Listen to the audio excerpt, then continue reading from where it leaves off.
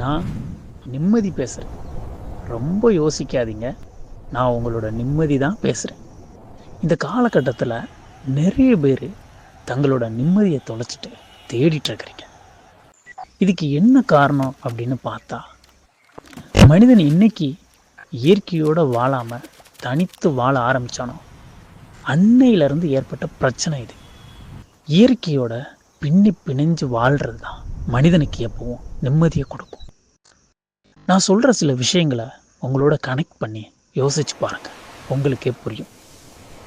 நீங்கள் கடற்கரைக்கு போய் அங்கே இருக்கிற அலை ஓசைகள், அந்த மிகப்பெரிய கடலை பார்க்கும்போது உங்கள் மனசு உங்ககிட்ட என்ன சொல்லுது?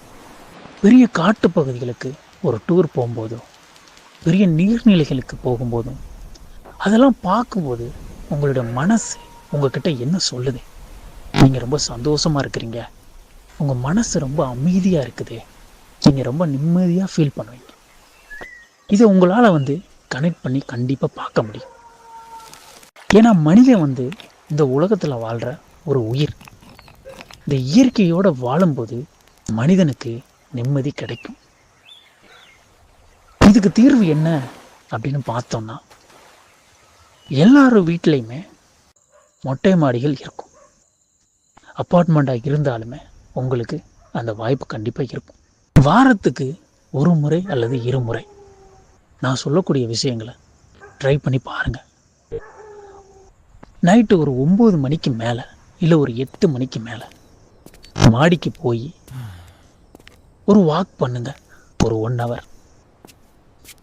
அப்போ நிலாவை பாருங்க, பெரிய வானத்தை பாருங்க, அங்கே இருக்கக்கூடிய நட்சத்திரங்களை பாருங்க, உங்கள் மேலே வீசப்படுற காற்றை உணர பாருங்க.